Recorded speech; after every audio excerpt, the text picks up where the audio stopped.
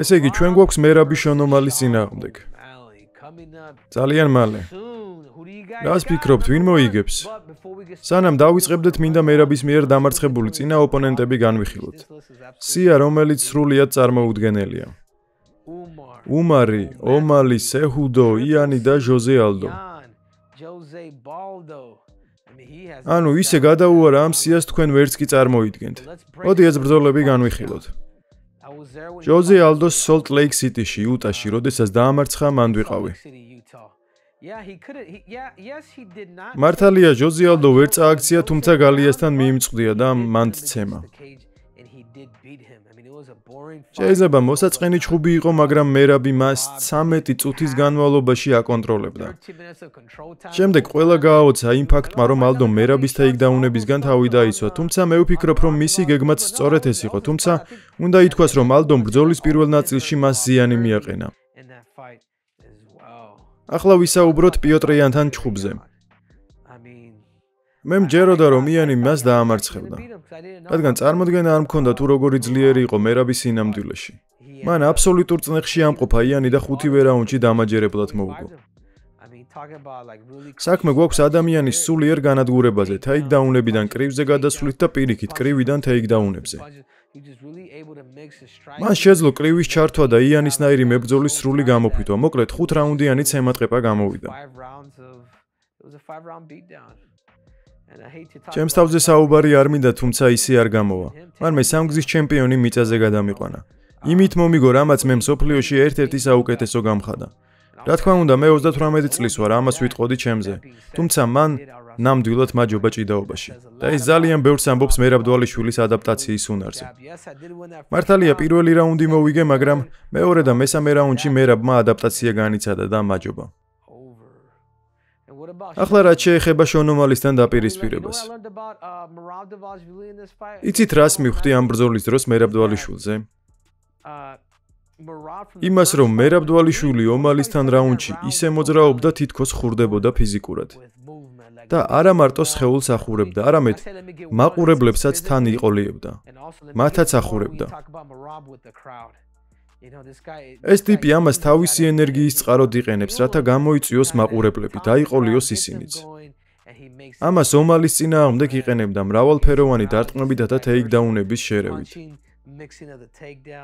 შეგიძლიათ თქვათ, რომ მეც გამიჭირდა მასთან დაპირისპირება. ყველა ბრძოლაში შეგიძლია ეს თქვა, როცა ერთ-ერთ საუკეთესოს უპირისპირდები. ყველა ეს ჩხუბი შესანიშნავი იყო, თუმცა ჩემზე განსაკუთრებით ერთმა ბრძოლამ მოახდინა შთაბეჭდილება და ეს არის აქ. უმარ ნურმაგომედოვის წინააღმდეგ. ახალგაზრდა დაუმარცხებელი მებრძოლი, რომელიც ხაბიბ ნურმაგომედოვის ხაზიდან მოდის. მამის გეგმიდან. მერაბმა თავისი კონკურენტუნარიანი მხარე დაგვანახა, როცა პირველი 2 რაუნდის დაკარგვის შემდეგ მესამე და მეოთხე რაუნდში იმარჯვებს და მეხუთეში უკვე ხალხის გულსაც იგებს. მერაბ დვალიშვილი, უნდა ითქვას, აქ ჩასასწორებელია რაღაც, ის 165 სანტიმეტრია სიმაღლეში, შეიძლება 163-იც. თუმცა ის 34 წლისაა. საუკეთესო პერიოდი აქვს. თავარია ზედმეტად არ ივარჯიშოს. ეს ის პერიოდია, როდესაც კიბზე ხარ, ფლობ ყველა ტექნიკასა და ტაქტიკას. ამიტომ მნიშვნელობა აქვს როგორ ივარჯიშებ. თუმცა როგორც ჩანს, მერაბი მანქანაა და ყველაფერი მის სასარგებლოდ მუშაობს.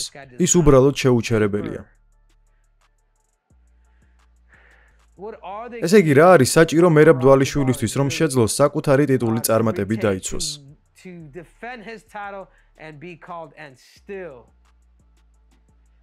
მერაბ, უბრალოდ გააგრძელე შენი საქმე. კრივი და ჭიდაობა ერთმანეთში აურიე. როცა ჭიდაობას მოელიან კრივზე გადადი, როცა კრივს მოელიან ჭიდაობაზე გადადი. უნდა შეგეძლოს ამათი ერთმანეთში არევა. ბანკოს თამაში ვითაა, ერთი და იგივე ხრიკებს არ უნდა იყენებდე.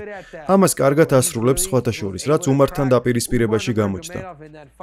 მან უმარის დამუშავება შეძლო და თუ ამის გაკეთება უმართან შეუძლია, შონ ომალისთან ნამდვილად არ გაუჭირდება.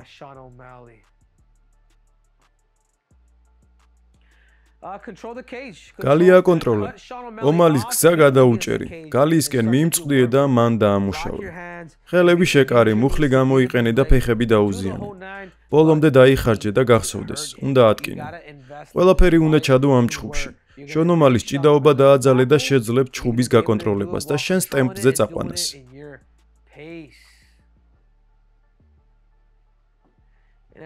ჩემი აზრით ახლა ყველაზე მნიშვნელოვანი მოდის კლინჩი. თუ მერაბი კლინჩის პოზიციამდე მივა, მას ეს ძალიან დაეხმარება. ხოლო ტეიქდაუნებში არა, გულისხმობ მის საერთო წონას, რომელიც მის მოწინააღმდეგეს შონ ომალის დააწვევა და დაუღლის მხრებს. როგორც ჭიდაობაში ხდება კლინჩის დროს ხელებით მუშაობა, ისე იმუშავა.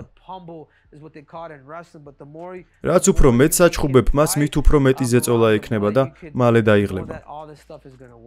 უკან რომ დაუბრუნდეთ და შონ ომალისა და პიოტრიანის ჩხუბი გავიხსენოთ, როცა პიოტრიანმა ჭიდაობა დაიწყო, შონ ომალიმ დაკარგა ის სიზუსტე და გამანადგურებელი ძალა, რომელიც ზოგადად მას აქვს. თუმცა არ დაუკარგოთ შონსაც. მან შეძლო და გამოზრა ამ სიტუაციიდან 3 რაუნდი გაიმარჯვა. ახლა კი სუპერ კარდიოს გამოყენება. ჩემი რჩევა იქნებოდა უბრალოდ აკეთო შენი გასაკეთებელი და არაფერი დაიზიანო. და თუ გინდა ზიანი თავიდან აიცილო, ამისთვის საჭიროა უკან დაიხიო. ძალიან არა, ცოტათი. რათა არ დაკარგო ის შენი გამანადგურებელი ძალა, იმიტომ რომ სუსტად ან დაღლილად გრძნობ თავს, ან კუნთები გაქვს გადაღლილი ზედმეტი ვარჯიშისგან. მოკლედ, არ გაქვს შესაბამისი ძალა, რადგან ის ბრძოლამდე დახარჯე. ამიტომ ჩემი რჩევა იქნება ძალების აღდგენა. ასევე შეძლებს ის სახეზე ჭრილობების მიღებისგან თავის დაცვას. აი ასეთი წვრილმანები ძალზედ მნიშვნელოვანია, რადგან მათ შეიძლება საქმე გაართულონ. ჭრილობამ შეიძლება ბრძოლაში აჩეროს.